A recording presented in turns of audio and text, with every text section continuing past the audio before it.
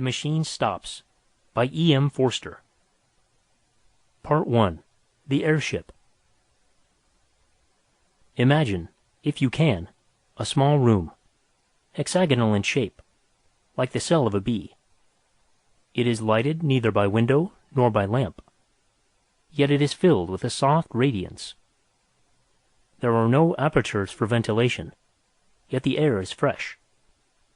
There are no musical instruments. And yet, at the moment that my meditation opens, this room is throbbing with melodious sounds. An armchair is in the center. By its side a reading desk. That is all the furniture. And in the armchair there sits a swaddled lump of flesh. A woman, about 5 feet high, with a face as white as a fungus. It is to her that the little room belongs. An electric bell rang. The woman touched a switch, and the music was silent. I suppose I must see who it is, she thought, and set her chair in motion. The chair, like the music, was worked by machinery, and it rolled her to the other side of the room where the bell still rang importunately. Who is it? She called. Her voice was irritable, for she had been interrupted often since the music began. She knew several thousand people. In certain directions human intercourse had advanced enormously. But when she listened into the receiver, her white face wrinkled into smiles, and she said, Very well, let us talk. I will isolate myself. I do not expect anything important will happen for the next 5 minutes, for I can give you fully 5 minutes, Kuno. Then I must deliver my lecture on music during the Australian period. She touched the isolation knob so that no one else could speak to her. Then she touched the lighting apparatus, and the little room was plunged into darkness. Be quick, she called, her irritation returning. Be quick, Kuno. Here I am in the dark, wasting my time. But it was fully 15 seconds before the round plate that she held in her hands began to glow. A faint blue light shot across it, darkening to purple, and presently she could see the image of her son, who lived on the other side of the earth, and he could see her. Kuno, how slow you are. He smiled gravely. I really believe you enjoy dawdling. I've called you before, Mother, but you are always busy or isolated. I have something particular to say. What is it, dearest boy? Be quick. Why could you not send it by pneumatic post? Because I prefer saying such a thing. I want... Well? I want you to come and see me. Vashti watched his face in the blue plate. But I can see you, she exclaimed. What more do you want? I want to see you, not through the machine, said Kuno. I want to speak to you, not through the wearisome machine. Oh, hush, said his mother, vaguely shocked. You mustn't say anything against the machine. Why not? One mustn't. You talk as if a god had made the machine, cried the other. I believe that you pray to it when you're unhappy. Men made it. Do not forget that. Great men, but men. The machine is much, but it is not everything. I see something like you in this plate, but I do not see you. I hear something like you through this telephone, but I do not hear you. That is why I want you to come. Pay me a visit, so that we can meet face to face, and talk about the hopes that are in my mind. She replied that she could scarcely spare the time for a visit. The airship barely takes 2 days to fly between me and you. I dislike airships. Why? I dislike seeing the horrible brown earth, and the sea, and the stars when it's dark. I get no ideas in an airship. I do not get them anywhere else. What kind of ideas can the air give you? He paused for an instant. Do you not know 4 big stars that form an oblong, and 3 stars close together in the middle of the oblong, and hanging from these stars 3 other stars? No, I do not. I dislike the stars. But did they give you an idea? How interesting. Tell me. I had an idea that they were like a man. I do not understand. The 4 big stars are the man's shoulders and his knees. The 3 stars in the middle are like the belts that men wore once, and 3 stars hanging are like a sword. A sword? Men carried swords about with them, to kill animals and other men. It does not strike me as a very good idea, but it is certainly original. When did it come to you first? In the airship. He broke off, and she fancied that he looked sad. She could not be sure, for the machine did not transmit nuances of expression. It only gave a general idea of people, an idea that was good enough for all practical purposes, Vashti thought. The imponderable bloom, declared by a discredited philosophy to be the actual essence of intercourse, was rightly ignored by the machine, just as the imponderable bloom of the grape had been ignored by the manufacturers of artificial fruit. Something good enough had long since been accepted by our race. The truth is, he continued, that I want to see these stars again. They're curious stars. I want to see them not from the airship, but from the surface of the earth, as our ancestors did, thousands of years ago. I want to visit the surface of the earth. She was shocked again. Mother, you must come, if only to explain to me what is the harm of visiting the surface of the earth. No harm, she replied, controlling herself, but no advantage. The surface of the earth is only dust and mud. No advantage. The surface of the earth is only dust and mud. No life remains on it. And you would need a respirator, or the cold of the outer air would kill you. One dies immediately in the outer air. I know. Of course, I shall take all precautions. And besides... Well? She considered, and chose her words with care. Her son had a queer temper, and she wished to dissuade him from the expedition. It is contrary to the spirit of the age, she asserted. Do you mean by that, contrary to the machine? In a sense, but... His image in the blue plate faded. Kuno! He had isolated himself. For a moment Vashti felt lonely. Then she generated the light, and the sight of her room, flooded with radiance and studded with electric buttons, revived her. There were buttons and switches everywhere. Buttons to call for food, for music, for clothing.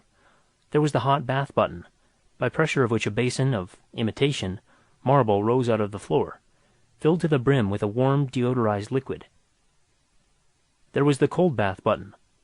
There was the button that produced literature. And there were, of course, the buttons by which she communicated with her friends. The room, though it contained nothing, was in touch with all that she cared for in the world. Vashti's next move was to turn off the isolation switch, and all the accumulations of the past 3 minutes burst upon her. The room was filled with the noise of bells and speaking tubes. What was the new food like? Could she recommend it? Had she any ideas lately? Might one tell her one's own ideas? Would she make an engagement to visit the public nurseries at an early date? Say this day month? To most of these questions she replied with irritation, a growing quality in that accelerated age. She said that the new food was horrible, that she could not visit the public nurseries through press of engagements, that she had no ideas of her own, but had just been told one, that 4 stars and 3 in the middle were like a man. She doubted there was much in it. Then she switched off her correspondence, for it was time to deliver her lecture on Australian music. The clumsy system of public gatherings had been long since abandoned. Neither Vashti nor her audience stirred from their rooms. Seated in her armchair, she spoke, while they in their armchairs heard her, fairly well, and saw her, fairly well. She opened with a humorous account of music in the pre-Mongolian epoch, and went on to describe the great outburst of song that followed the Chinese conquest. Remote and primeval as were the methods of Ai San So and the Brisbane School, she yet felt, she said, that study of them might repay the musicians of today. They had freshness. They had, above all, ideas. Her lecture, which lasted 10 minutes, was well received, and at its conclusion, she and many of her audience listened to a lecture on the sea. There were ideas to be got from the sea. The speaker had donned a respirator and visited it lately. Then she fed, talked to many friends, had a bath, talked again, and summoned her bed. The bed was not to her liking. It was too large, and she had a feeling for a small bed. Complaint was useless, for beds were of the same dimension all over the world, and to have had an alternative size would have involved vast alterations in the machine. Vashti isolated herself. It was necessary, for neither day nor night existed under the ground, and reviewed all that had happened since she had summoned her bed last. Ideas? Scarcely any. Events. Was Kuno's invitation an event? By her side, on the little reading desk, was a survival from the age of litter. One book. This was the book of the machine. In it were instructions against every possible contingency. If she was hot or cold or dyspeptic, or at loss for a word, she went to the book, and it told her which button to press. The Central Committee published it. In accordance with the growing habit, it was richly bound. Sitting up in the bed, she took it reverently in her hands. She glanced round the glowing room as if someone might be watching her. Then, half ashamed, half joyful, she murmured, "Oh, machine, oh, machine," and raised the volume to her lips. Thrice she kissed it, thrice inclined her head, thrice she felt the delirium of acquiescence. Her ritual performed, she turned to page 1367, which gave the times of the departure of the airships from the island in the south hemisphere, under whose soil she lived, to the island in the northern hemisphere, whereunder her son lived. She thought, "I have not the time." She made the room dark and slept. She awoke and made the room light. She ate and exchanged ideas with her friends, and listened to music and attended lectures. She made the room dark and slept. Above her, beneath her, and around her, the machine hummed eternally. She did not notice the noise, for she had been born with it in her ears. The earth, carrying her, hummed as it sped through silence, turning her now to the invisible sun, now to the invisible stars. She awoke and made the room light. "Kuno!" "I will not talk to you," he answered, "until you come." "Have you been on the surface of the earth since we spoke last?" His image faded. Again she consulted the book. She became very nervous and lay back in her chair palpitating. Think of her as without teeth or hair. Presently she directed the chair to the wall and pressed an unfamiliar button. The wall swung apart slowly. Through the opening she saw a tunnel that curved slightly, so that its goal was not visible. Should she go to see her son, here was the beginning of the journey. Of course she knew all about the communication system. There was nothing mysterious in it. She would summon a car, and it would fly with her down the tunnel until it reached the lift that communicated with the airship station. The system had been in use for many, many years, long before the universal establishment of the machine. And of course she had studied the civilization that had immediately preceded her own. The civilization that had mistaken the functions of the system, and had used it for bringing people to things, instead of bringing things to people. Those funny old days, when men went for change of air, instead of changing the air in their rooms. And yet, she was frightened of the tunnel. She had not seen it since her last child was born. It curved, but not quite as she remembered. It was brilliant, but not quite as brilliant as a lecturer had suggested. Vashti was seized with the terrors of direct experience. She shrank back into the room, and the wall closed up again. "Kuno," she said, "I cannot come to see you. I am not well." Immediately an enormous apparatus fell onto her out of the ceiling. A thermometer was automatically laid upon her heart. She lay powerless. Cool pads soothed her forehead. Kuno had telegraphed to her doctor. So the human passions still blundered up and down in the machine. Vashti drank the medicine that the doctor projected into her mouth, and the machinery retired into the ceiling. The voice of Kuno was heard asking how she felt. "Better." Then, with irritation, "But why do you not come to me instead?" "Because I cannot leave this place." "Why?" "Because, any moment, something tremendous may happen." "Have you been on the surface of the earth yet?" "Not yet." "Then what is it?" "I will not tell you through the machine." She resumed her life. But she thought of Kuno as a baby. his birth, his removal to the public nurseries, her own visit to him there. His visits to her, visits which stopped when the machine had assigned him a room on the other side of the earth. Parents, duties of, said the book of the machine, cease at the moment of birth. Paragraph 422-32-7483. True, but there was something special about Kuno. Indeed, there had been something special about all her children. And, after all, she must brave the journey if he desired it. And something tremendous might happen. What did that mean? The nonsense of a youthful man, no doubt, but she must go. Again she pressed the unfamiliar button. Again the wall swung back, and she saw the tunnel that curves out of sight. Clasping the book, she rose, tottered onto the platform, and summoned the car. Her room closed behind her. The journey to the Northern Hemisphere had begun. Of course it was perfectly easy. The car approached, and in it she found armchairs exactly like her own. When she signaled, it stopped, and she tottered into the lift.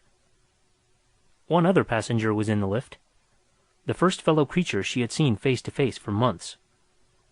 Few traveled in these days, for, thanks to the advance of science, the Earth was exactly alike all over. Rapid intercourse, from which the previous civilization had hoped so much, had ended by defeating itself. What was the good of going to Peking when it was just like Shrewsbury? Why return to Shrewsbury when it would all be like Peking? Men seldom moved their bodies. All unrest was concentrated in the soul. The airship service was a relic from the former age. It was kept up because it was easier to keep it up than to stop it or diminish it. But it now far exceeded the wants of the population. Vessel after vessel would rise from the vomitories of Rye, or of Christchurch, I use the antique names, would sail into the crowded sky, and would draw up at the wharves of the south, empty. So nicely adjusted was the system, so independent of meteorology, that the sky, whether calm or cloudy, resembled a vast kaleidoscope, whereupon the same patterns periodically recurred. The ship on which Vashti sailed started now at sunset, now at dawn, but always, as it passed above Reyes, it would neighbor the ship that served between Helsingfors and the Brazils. And every third time it surmounted the Alps, the fleet of Palermo would cross its track behind. Night and day, wind and storm, tide and earthquake, impeded man no longer. He had harnessed Leviathan. All the old literature, with its praise of nature and its fear of nature, rang false as the prattle of a child. Yet as Vashti saw the vast flank of the ship, stained with exposure to the outer air, her horror of direct experience returned. It was not quite like the airship in the cinematophote. For one thing, it smelt. Not strongly or unpleasantly, but it did smell. And with her eyes shut, she should have known that a new thing was close to her. Then she had to walk to it from the lift, had to submit to glances from the other passengers. The man in front dropped his book. No great matter, but it disquieted them all. In the rooms, if the book was dropped, the floor raised it mechanically, but the gangway to the airship was not so prepared, and the sacred volume lay motionless. They stopped. The thing was unforeseen, and the man, instead of picking up his property, felt the muscles of his arm to see how they had failed him. Then someone actually said with direct utterance, "We shall be late," and they trooped on board, Vashti treading on the pages as she did so. Inside, her anxiety increased. The arrangements were old-fashioned and rough. There was even a female attendant, to whom she would have to announce her wants during the voyage. Of course a revolving platform ran the length of the boat, but she was expected to walk from it to her cabin. Some cabins were better than others, and she did not get the best. She thought the attendant had been unfair, and spasms of rage shook her. The glass valves had closed. She could not go back. She saw, at the end of the vestibule, the lift in which she had ascended, going quietly up and down, empty. Beneath those corridors of shining tiles were rooms, tier below tier, reaching far into the earth, and in each room there sat a human being, eating, or sleeping, or producing ideas. And buried deep in the hive was her own room. Vashti was afraid. "Oh, machine," she murmured, and caressed her book, and was comforted. Then the sides of the vestibule seemed to melt together, as do the passages that we see in dreams. The lift vanished. The book that had been dropped slid to the left and vanished. Polished tiles rushed by like a stream of water. There was a slight jar, and the airship, issuing from its tunnel, soared above the waters of a tropical ocean. It was night. For a moment she saw the coast of Sumatra, edged by the phosphorescence of waves, and crowned by lighthouses, still sending forth their disregarded beams. These also vanished, and only the stars distracted her. They were not motionless, but swayed to and fro above her head, thronging out of one skylight into another, as if the universe and not the airship was careening. And, as often happens on clear nights, they seemed now to be in perspective, now on a plane, now piled tier beyond tier into the infinite heavens, now concealing infinity, a roof limiting forever the visions of men. In either case they seemed intolerable. "Are we to travel in the dark?" called the passengers angrily, and the attendant, who had been careless, generated the light, and pulled down the blinds of pliable metal. When the airships had been built, the desire to look direct at things still lingered in the world, hence the extraordinary number of skylights and windows, and the proportionate discomfort to those who were civilized and refined. Even in Vashti's cabin, one star peeped through a flaw in the blind, and after a few hours' uneasy slumber, she was disturbed by an unfamiliar glow, which was the dawn. Quick as the ship had sped westwards, the earth had rolled eastwards quicker still, and had dragged back Vashti and her companions toward the sun. Science could prolong the night, but only for a little, and those high hopes of neutralizing the earth's diurnal revolution had passed, together with hopes that were possibly higher. To keep pace with the sun, or even to outstrip it, had been the aim of the civilization preceding this. Racing aeroplanes had been built for the purpose, capable of enormous speed, and steered by the greatest intellects of the epoch. Round the globe they went, round and round, westward, westward, round and round, amidst humanity's applause. In vain. The globe went eastward quicker still. Horrible accidents occurred, and the committee of the machine, at the time rising into prominence, declared the pursuit illegal, unmechanical, and punishable by homelessness. Of homelessness more will be said later. Doubtless the committee was right. Yet the attempt to defeat the sun aroused the last common interest that our race experienced about the heavenly bodies, or indeed about anything. It was the last time that men were compacted by thinking of a power outside the world. The sun had conquered, yet it was the end of his spiritual dominion.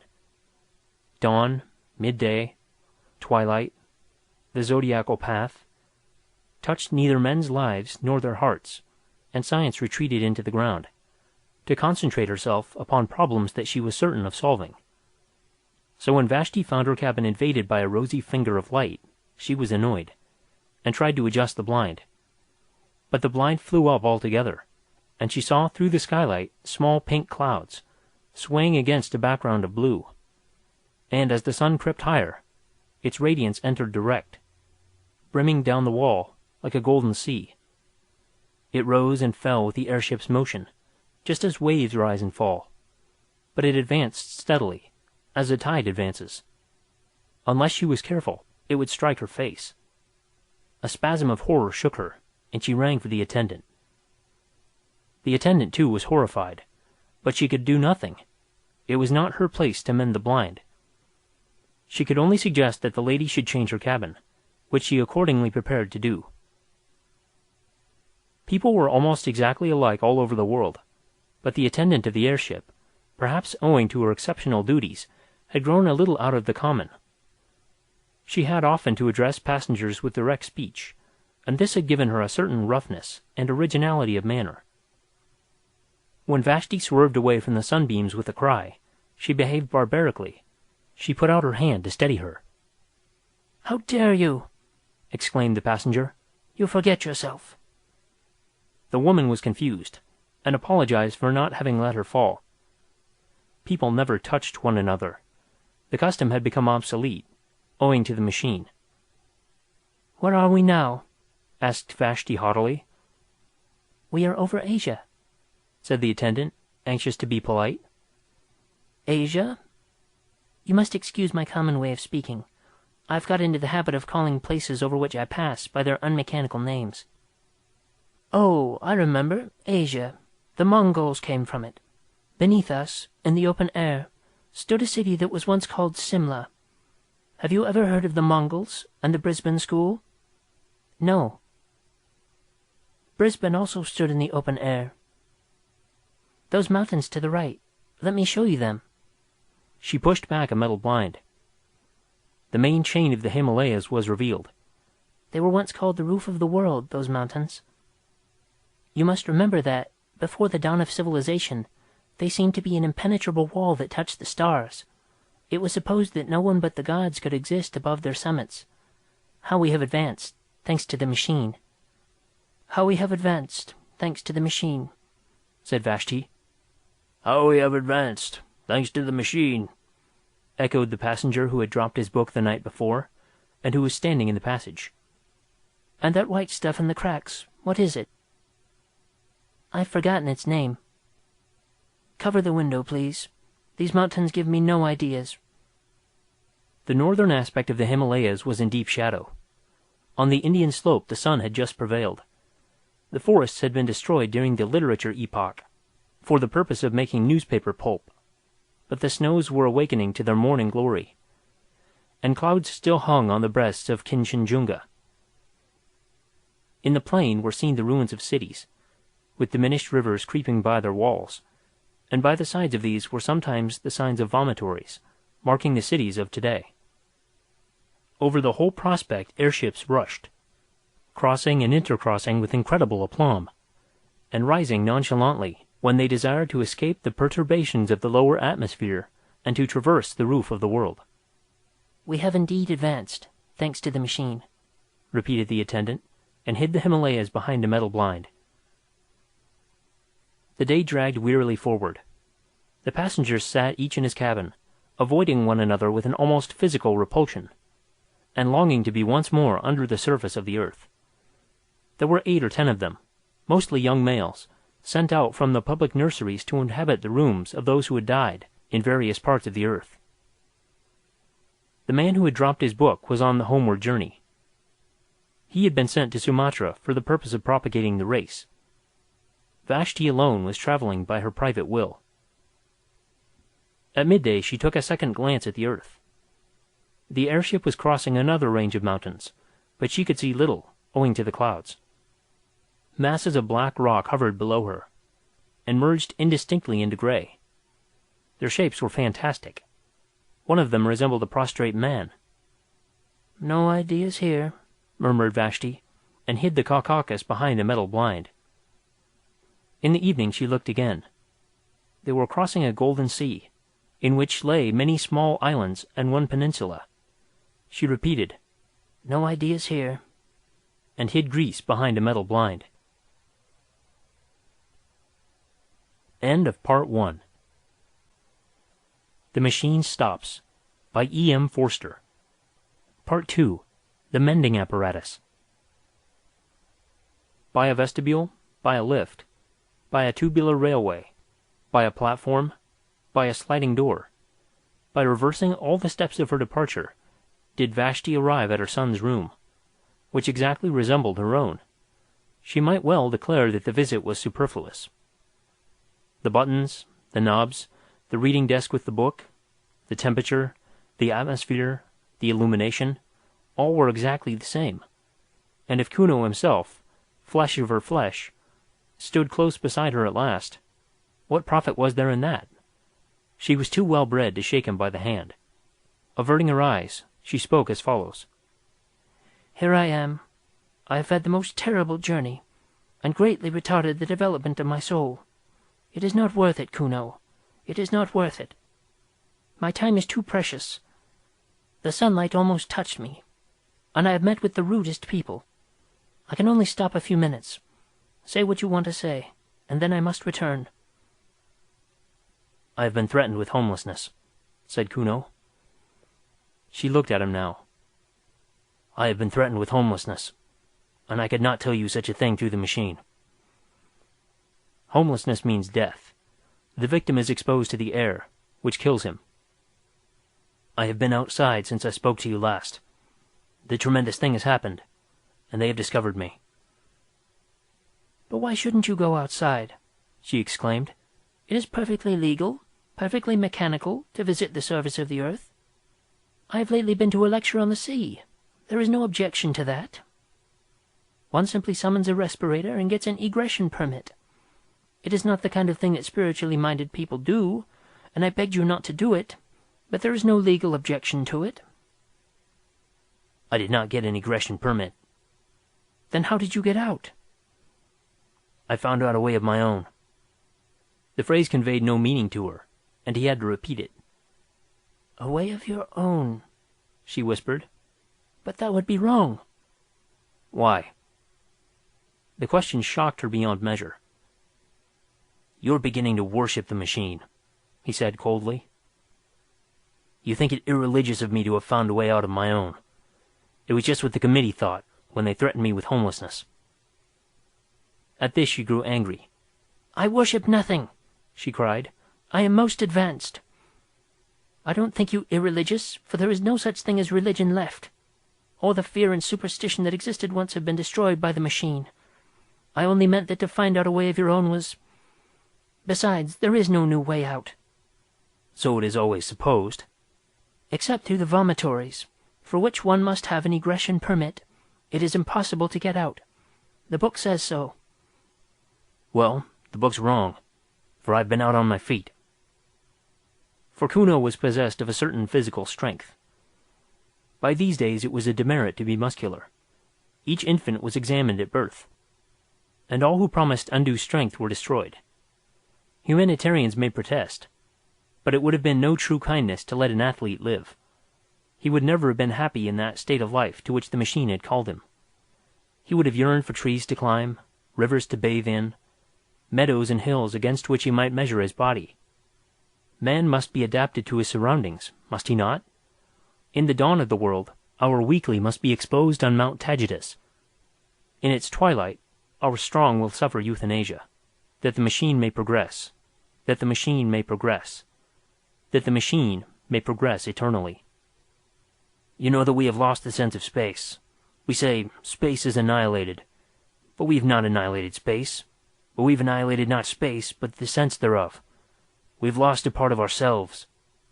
I determined to recover it, and I began by walking up and down the platform of the railway outside my room.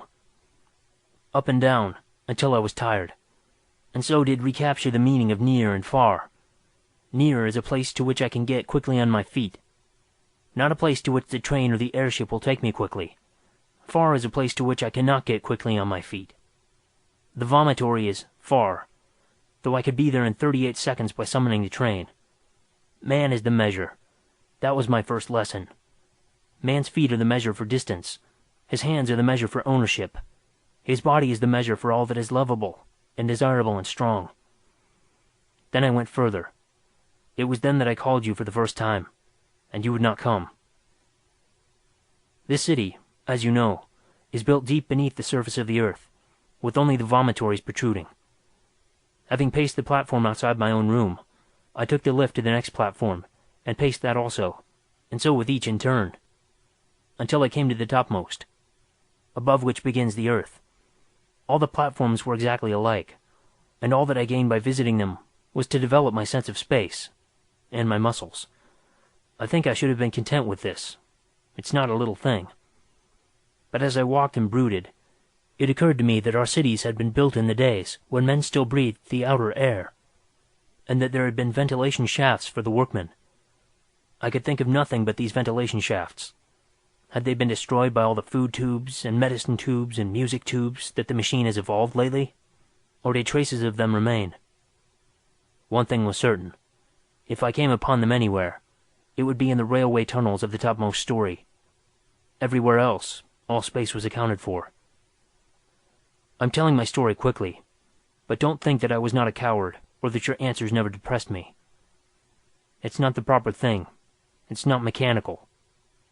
It's not decent to walk along a railway tunnel, I did not fear that I might tread upon a live rail and be killed. I feared something far more intangible, doing what was not contemplated by the machine. Then I said to myself, man is the measure, and I went, and after many visits I found an opening. The tunnels, of course, were lighted. Everything is light, artificial light. Darkness is the exception. So when I saw a black gap in the tiles, I knew that it was an exception, and rejoiced. I put in my arm. I could put in no more at first, and waved it round and round in ecstasy. I loosened another tile, and put in my head, and shouted into the darkness, I'm coming. I shall do it yet. And my voice reverberated down endless passages. I seemed to hear the spirits of those dead workmen who had returned each evening to the starlight, and to their wives, and all the generations who had lived in the open air called back to me, You will do it yet. You are coming. He paused, and absurd as he was, his last words moved her. For Kuno had lately asked to be a father, and his request had been refused by the committee. He was not a type that the machine desired to hand on. Then a train passed. It brushed by me, but I thrust my head and arms into the hole. I had done enough for one day, so I crawled back to the platform, went down in the lift, and summoned my bed. Ah, what dreams. And again I called you, and again you refused. She shook her head and said, Don't talk of these terrible things. You make me miserable. You are throwing civilization away. But I had got back the sense of space, and a man cannot rest then. I determined to get in at the hole and climb the shaft, and so I exercised my arms. Day after day I went through ridiculous movements, until my flesh ached, and I could hang by my hands, and hold the pillow of my bed outstretched for many minutes. Then I summoned a respirator, and started. It was easy at first. The mortar had somehow rotted, and I soon pushed some more tiles in, and clambered after them into the darkness. And the spirits of the dead comforted me. I don't know what I mean by that. I just say what I felt. I felt, for the first time, that a protest had been lodged against corruption, and that even as the dead were comforting me, so I was comforting the unborn. I felt that humanity existed, and that it existed without clothes. How can I possibly explain this? It was naked. Humanity seemed naked. And all these tubes and buttons and machineries neither came into the world with us, nor will they follow us out. Nor do they matter supremely while we're here. Had I been strong, I would have torn off every garment I had, and gone out into the outer air unswaddled. But this is not for me, nor perhaps for my generation. I climbed with my respirator, and my hygienic clothes, and my dietetic tabloids. Better thus than not at all. There was a ladder, made of some primeval metal. The light from the railway fell upon its lowest rungs, and I saw that it led straight upwards out of the rubble at the bottom of the shaft. Perhaps our ancestors ran up and down it a dozen times daily, in their building. As I climbed, the rough edges cut through my gloves so that my hands bled. The light helped me for a little, and then came darkness, and worse, silence, which pierced my ears like a sword. The machine hums. Did you know that? Its hum penetrates our blood, and may even guide our thoughts. Who knows? I was getting beyond its power. Then I thought, the silence means that I'm doing wrong. But I heard voices in the silence, and again they strengthened me. He laughed. I had need of them. The next moment I cracked my head against something. She sighed. I had reached one of those pneumatic stoppers that defend us from the outer air. You may have noticed them on the airship. Pitch dark, my feet on the rungs of an invisible ladder, my hands cut. I can't explain how I lived through this part, but the voices still comforted me. And I felt for fastenings. The stopper, I suppose, was about 8 feet across. I passed my hand over it as far as I could reach. It was perfectly smooth. I felt it almost to the center. Not quite to the center, for my arm was too short. Then the voice said, "Jump. It's worth it. There may be a handle in the center, and you may catch hold of it, and so come to us your own way. And if there is no handle, so that you may fall and are dashed to pieces, it's still worth it. You'll still come to us your own way." So I jumped. There was a handle, and... He paused. Tears gathered in his mother's eyes. She knew that he was fated. If he did not die today, he would die tomorrow. There was not room for such a person in the world. And with her pity, disgust mingled. She was ashamed of having borne such a son. She who had always been so respectable, and so full of ideas. Was he really the little boy to whom she had taught the use of his stops and buttons, and to whom she had given his first lessons in the book? The very hair that disfigured his lip showed that he was reverting to some savage type. On atavism, the machine can have no mercy. There was a handle, and I did catch it. I hung tranced over the darkness and heard the hum of these workings as the last whispers in a dying dream. All the things I had cared about, and all the people I had spoken to through tubes appeared infinitely little. Meanwhile, the handle revolved. My weight had set something in motion, and I span slowly, and then... I cannot describe it. I was lying with my face to the sunshine. Blood poured from my nose and ears, and I heard a tremendous roaring. The stopper, with me clinging to it, had simply been blown out of the earth, and the air that we make down here was escaping through the vent into the air above.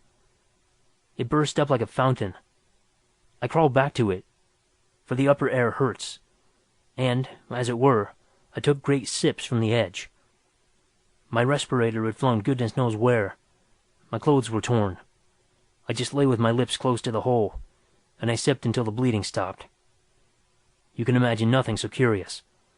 This hollow in the grass, I'll speak of it in a minute. The sun shining into it, not brilliantly, but through marbled clouds. The peace, the nonchalance, the sense of space, and, brushing my cheek, the roaring fountain of our artificial air. Soon I spied my respirator bobbing up and down the current high above my head, and higher still were many airships.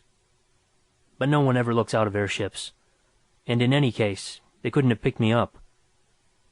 There I was, stranded. The sun shone a little way down the shaft, and revealed the topmost rung of the ladder, but it was hopeless trying to reach it. I should either have been tossed up again by the escape, or else have fallen in and died. I could only lie on the grass, sipping and sipping, and from time to time glancing around me. I knew that I was in Wessex, for I had taken care to go to a lecture on the subject before starting. Wessex lies above the room in which we're talking now. It was once an important state. Its kings held all the southern coast from the Andredswald to Cornwall, while the Wansdyke protected them on the north, running over the high ground. The lecturer was only concerned with the rise of Wessex, so I don't know how long it remained in international power, nor would the knowledge have assisted me. To tell the truth, I could do nothing but laugh during this part.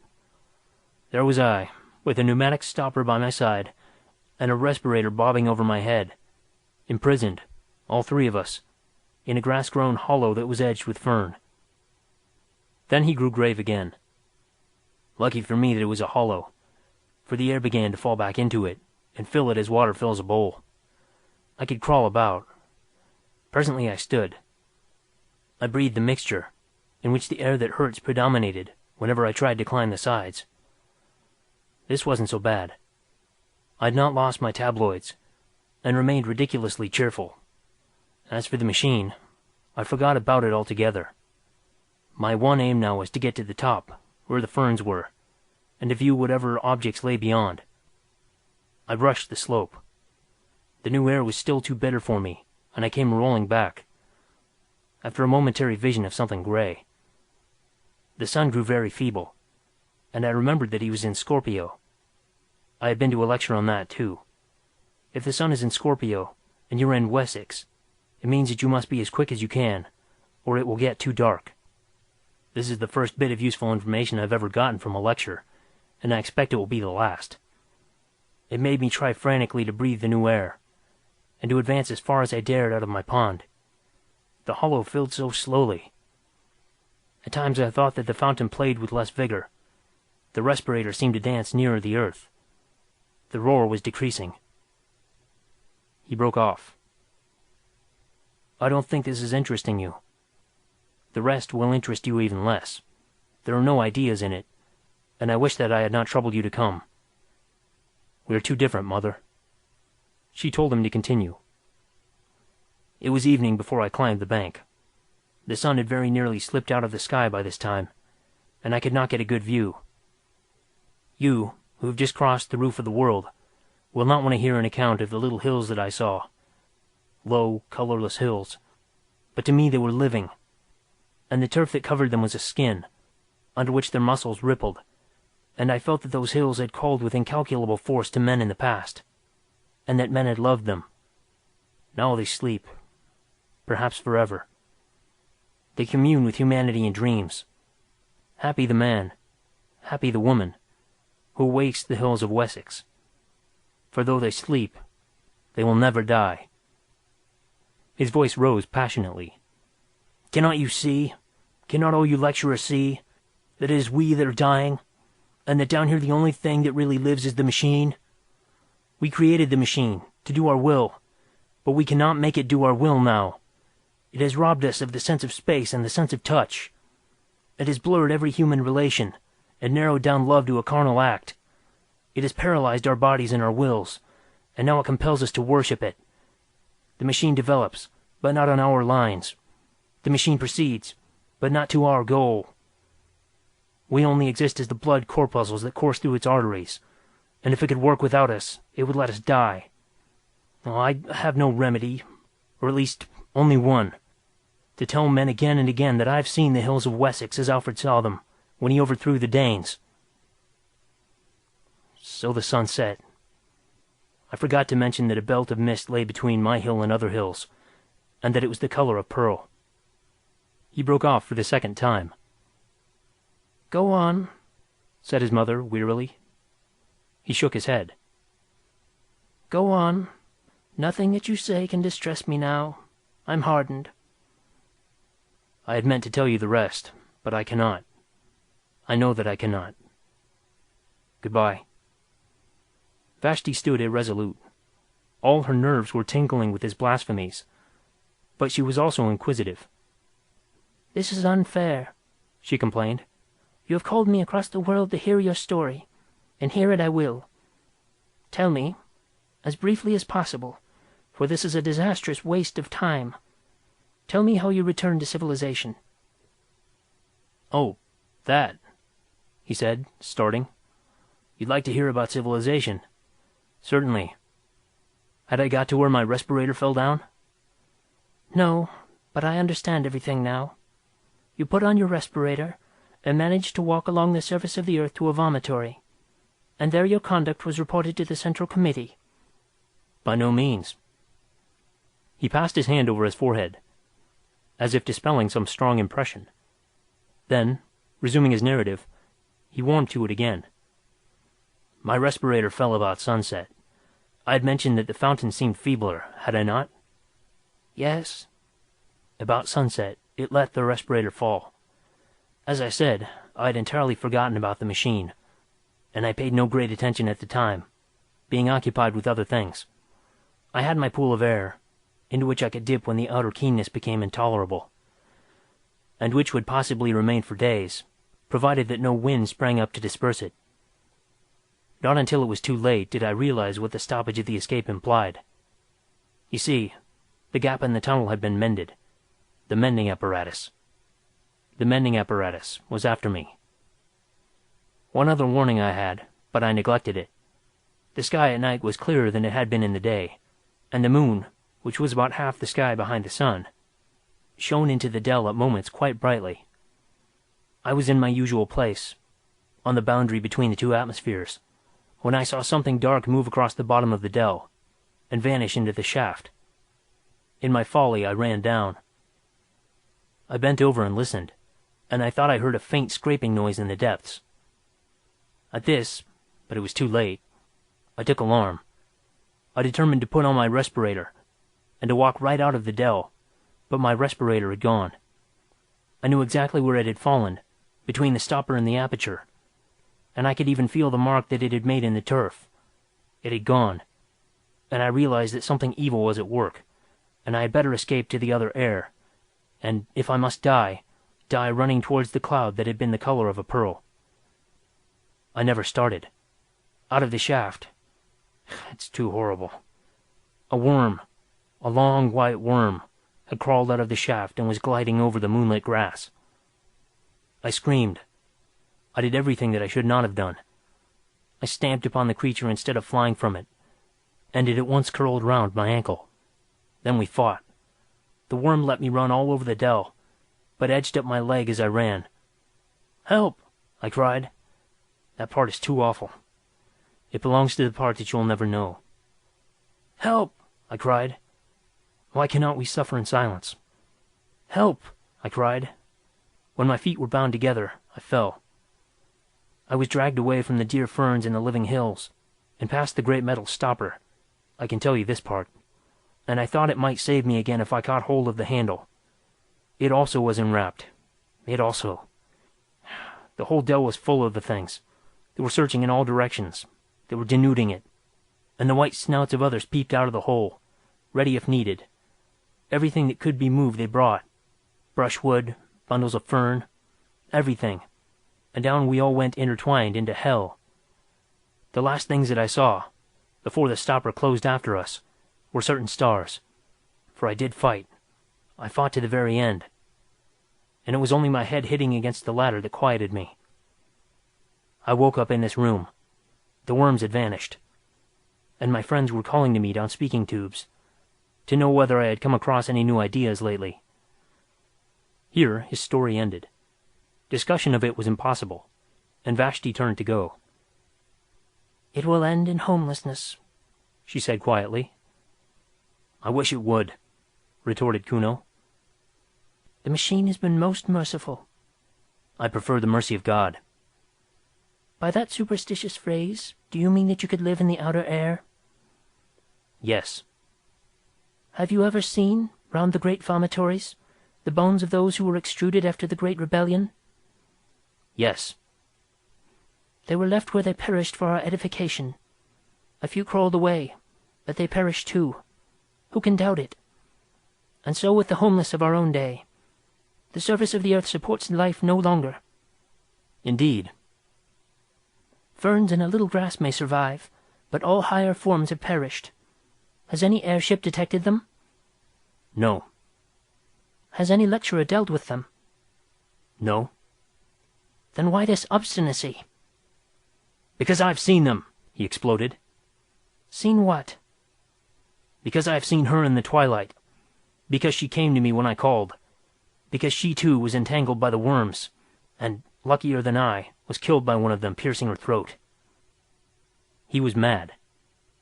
Vashti departed. Nor, in the troubles that followed, did she ever see his face again. End of Part 2. The Machine Stops by E.M. Forster. Part 3. The Homeless. During the years that followed Kuno's escapade, two important developments took place in the machine. On the surface they were revolutionary, but in either case men's minds had been prepared beforehand, and they did but express tendencies that were latent already. The first of these was the abolition of respirators. Advanced thinkers, like Vashti, had always felt it foolish to visit the surface of the earth. Airships might be necessary, but what was the good of going out for mere curiosity, and crawling along for a mile or two in a terrestrial motor? The habit was vulgar, and perhaps faintly improper.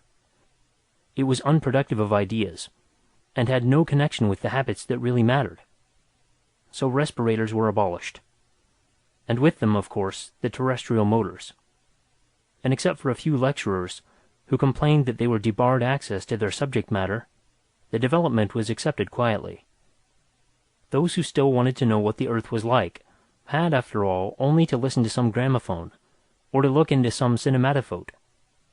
And even the lecturers acquiesced when they found that a lecture on the sea was none the less stimulating when compiled out of other lectures that had already been delivered on the same subject. "Beware of first-hand ideas," exclaimed one of the most advanced of them. "First-hand ideas do not really exist. They are but the physical impressions produced by life and fear. And on this gross foundation who could erect a philosophy? Let your ideas be second-hand, and if possible tenth-hand, for then they will be far removed from that disturbing element, direct observation. Do not learn anything about this subject of mine, the French Revolution. Learn instead what I think that Inisharmon thought, Urizen thought, Gooch thought, Ho Young thought, Chi Bo Sing thought, Lafcadio Hearn thought, Carlyle thought, Mirabeau said about the French Revolution. Through the medium of these 10 great minds, the blood that was shed at Paris, and the windows that were broken at Versailles, will be clarified to an idea which you may employ most profitably in your daily lives. But be sure that the intermediates are many and varied, for in history one authority exists to counteract another. Urizen must counteract the skepticism of Ho Young and Inisharmon. I must myself counteract the impetuosity of Gooch. You who listen to me are in a better position to judge about the French Revolution than I am. Your descendants will be even in a better position than you, for they will learn what you think I think, and yet another intermediate will be added to the chain. And in time," his voice rose, "there will come a generation that had got beyond facts, beyond impressions, a generation absolutely colorless, a generation seraphically free from taint of personality, which will see the French Revolution not as it happened, nor as they would like it to have happened, but as it would have happened, had it taken place in the days of the machine." Tremendous applause greeted this lecture, which did but voice a feeling already latent in the minds of men, a feeling that terrestrial facts must be ignored, and that the abolition of respirators was a positive gain. It was even suggested that airships should be abolished too. This was not done, because airships had somehow worked themselves into the machine's system. But year by year they were used less, and mentioned less by thoughtful men. The second great development was the re-establishment of religion. This too had been voiced in the celebrated lecture. No one could mistake the reverent tone in which the peroration had concluded, and it awakened a responsive echo in the heart of each. Those who had long worshipped silently now began to talk. They described the strange feeling of peace that came over them when they handled the book of the machine, the pleasure that it was to repeat certain numerals out of it, however little meaning those numerals convey to the outer ear, the ecstasy of touching a button, however unimportant, or of ringing an electric bell, however superfluously. The machine, they exclaimed, feeds us and clothes us and houses us. Through it we speak to one another. Through it we see one another. In it we have our being.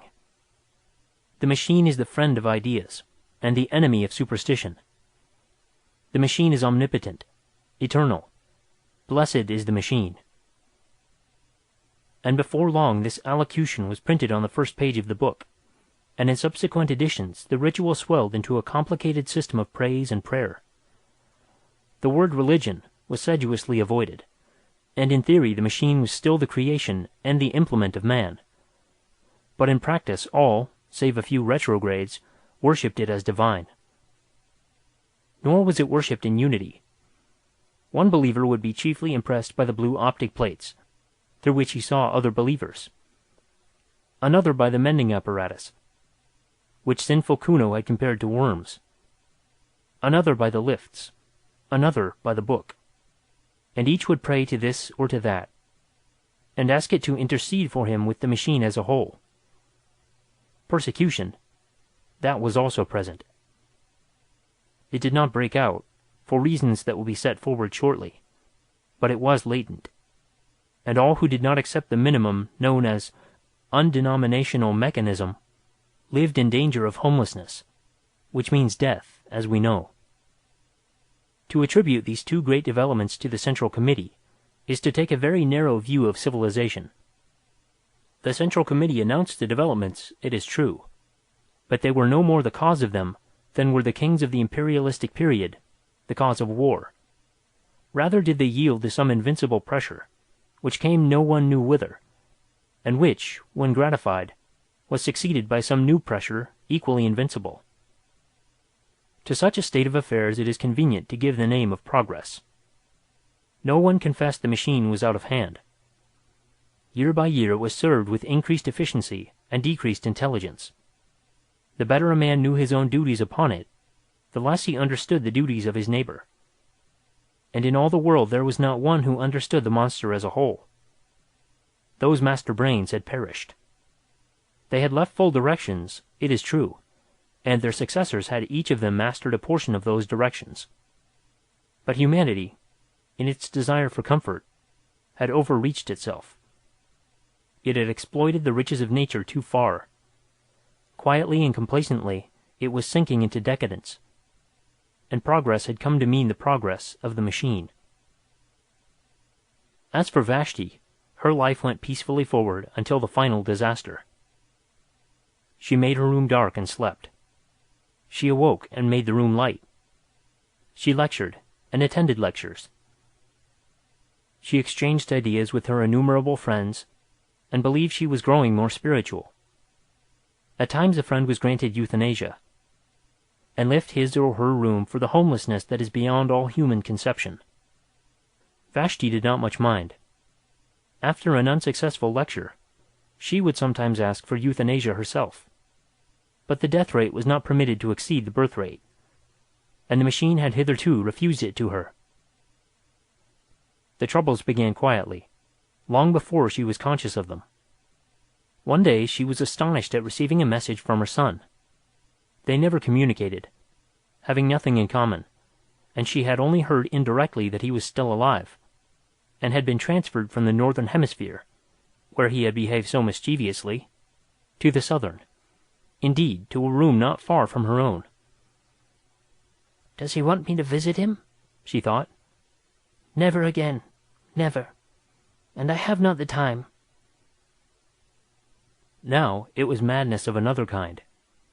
He refused to visualize his face upon the blue plate, and speaking out of the darkness with solemnity said, "The machine stops." "What do you say?" "The machine is stopping. I know it. I know the signs." She burst into a peal of laughter. He heard her and was angry, and they spoke no more. "Can you imagine anything more absurd?" she cried to a friend. "A man who was my son believes that the machine is stopping. It would be impious if it was not mad." "The machine is stopping?" her friend replied. "What does that mean? The phrase conveys nothing to me." "Nor to me." "He does not refer, I suppose, to the trouble there has been lately with the music?" "Oh, no, of course not. Let us talk about music."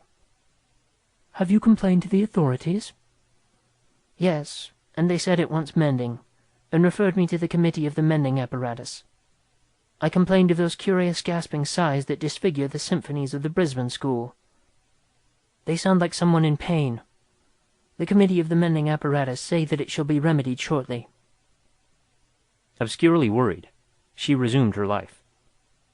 For one thing, the defect in the music irritated her. For another thing, she could not forget Kuno's speech.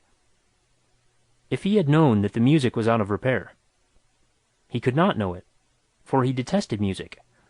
If he had known that it was wrong, "The machine stops" was exactly the venomous sort of remark he would have made. Of course he had made it at a venture, but the coincidence annoyed her, and she spoke with some petulance to the committee of the mending apparatus. They replied, as before, that the defect would be set right shortly. "Shortly? At once," she retorted. "Why should I be worried by imperfect music? Things are always put right at once.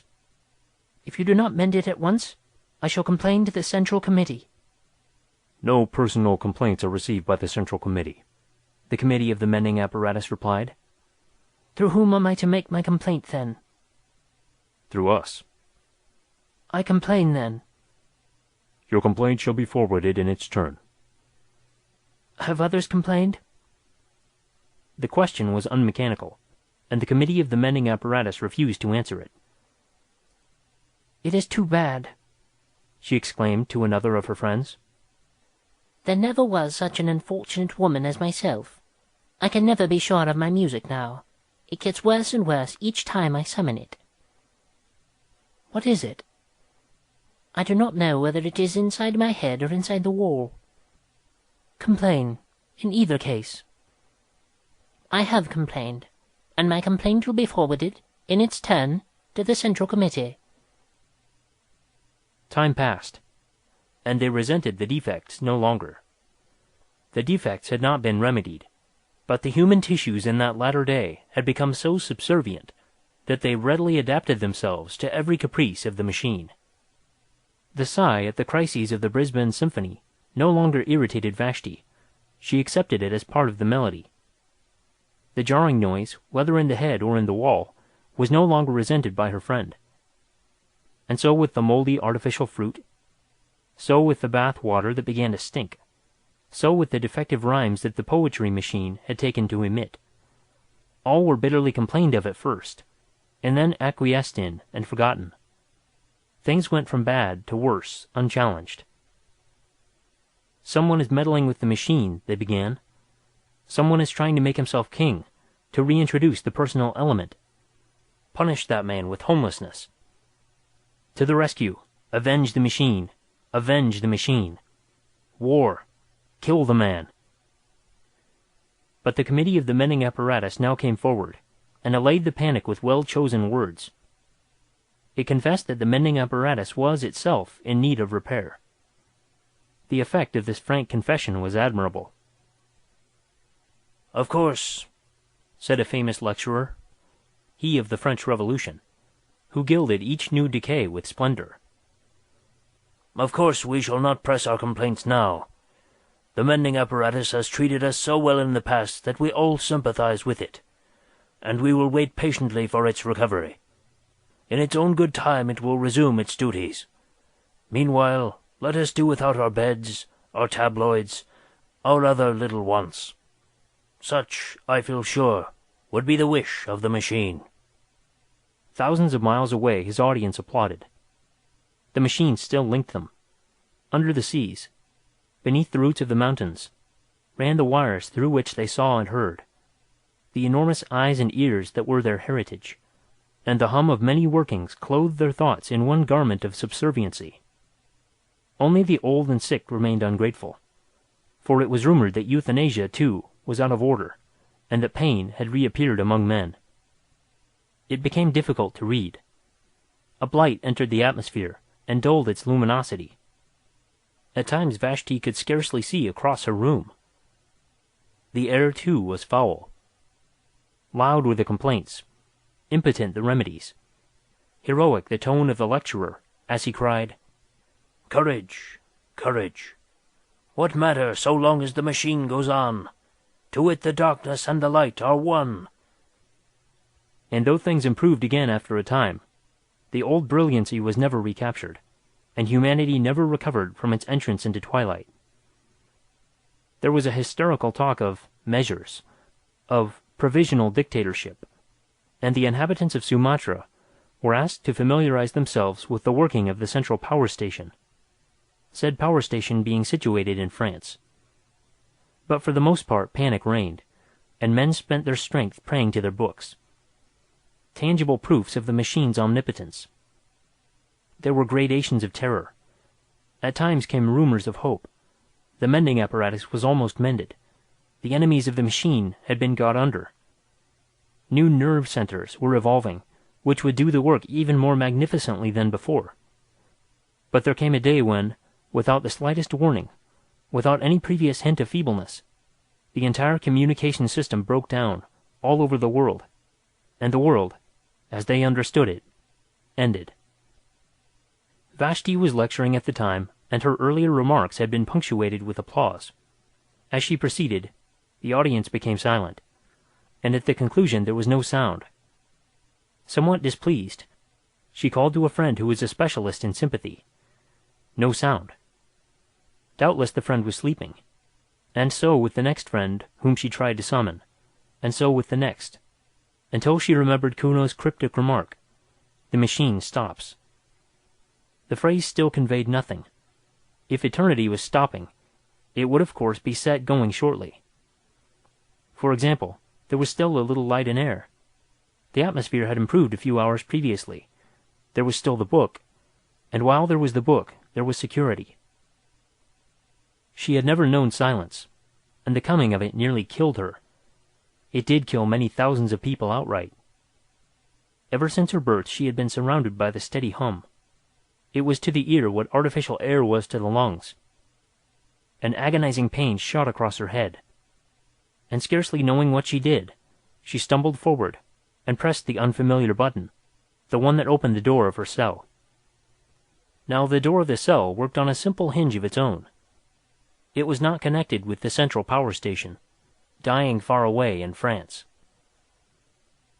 It opened, rousing immoderate hopes in Vashti, for she thought the machine had been mended. It opened, and she saw the dim tunnel that curved far away towards freedom. One look, and then she shrank back, for the tunnel was full of people. She was almost the last in that city to have taken alarm. People at any time repelled her, and these were nightmares from her worst dreams. People were crawling about, people were screaming, whimpering, gasping for breath, touching each other, vanishing in the dark, and ever and anon being pushed off the platform and onto the live rail. Some were fighting round the electric bells, trying to summon trains which could not be summoned. Others were yelling for euthanasia, or for respirators, or blaspheming the machine. Others stood at the doors of their cells, fearing, like herself, either to stop in them or to leave them. And behind all the uproar was silence. The silence which is the voice of the earth, and of the generations who have gone. No, it was worse than solitude. She closed the door again and sat down to wait for the end. The disintegration went on, accompanied by horrible cracks and rumbling. The valves that restrained the medical apparatus must have weakened, for it ruptured and hung hideously from the ceiling. The floor heaved and fell and flung her from her chair. A tube oozed towards her, serpent fashion, and at last the final horror approached. Light began to ebb, and she knew that civilization's long day was closing. She whirled around, praying to be saved from this at any rate. Kissing the book, pressing button after button. The uproar outside was increasing, and even penetrated the wall. Slowly the brilliancy of her cell was dimmed. The reflections faded from the metal switches. Now she could not see the reading stand, now not the book, though she held it in her hand. Light followed the flight of sound. Air was following light, and the original void returned to the cavern, from which it had been so long excluded. Vashti continued to whirl, like the devotees of an earlier religion, screaming, praying, striking at the buttons with bleeding hands. It was thus that she opened her prison and escaped. Escaped in the spirit. At least so it seems to me, ere my meditation closes. That she escapes in the body, I cannot perceive that. She struck, by chance, the switch that released the door, and the rush of foul air on her skin, the loud throbbing whispers in her ears, told her that she was facing the tunnel again, and that tremendous platform on which she had seen men fighting. They were not fighting now. Only the whispers remained, and the little whimpering groans. They were dying by hundreds, out in the dark. She burst into tears. Tears answered her. They wept for humanity, those two, not for themselves. They could not bear that this should be the end. Ere silence was completed, their hearts were opened, and they knew what had been important on the earth. Man, the flower of all flesh, the noblest of all creatures visible. Man who had once made God in his image, and had mirrored his strength on the constellations. Beautiful naked man was dying, strangled in the garments he had woven. Century after century had he toiled, and here was his reward. Truly the garment had seemed heavenly at first, shot with colors of culture. sewn with the threads of self-denial.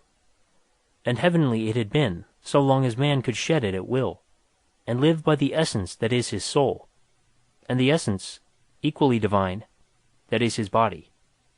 The sin against the body, it was for that they wept in chief. The centuries of wrong against the muscles and the nerves, and those 5 portals by which we can alone apprehend.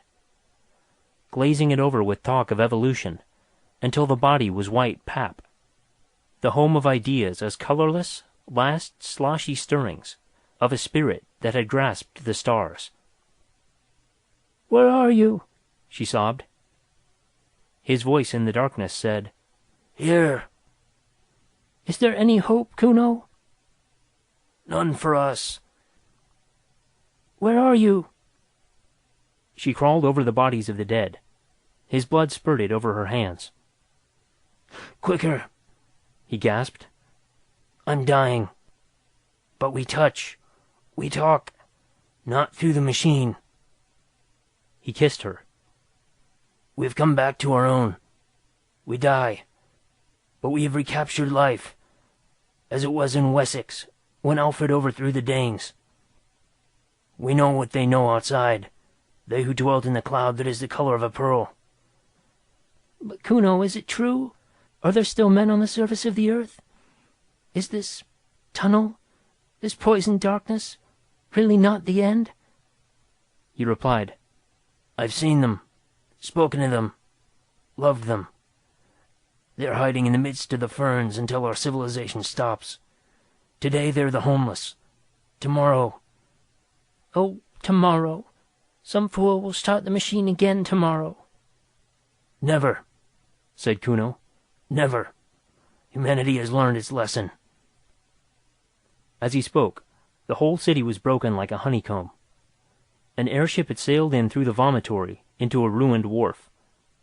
It crashed downwards, exploding as it went, rending gallery after gallery with its wings of steel. For a moment they saw the nations of the dead, and, before they joined them, scraps of the untainted sky. End of Part 3. End of The Machine Stops by E. M. Forster.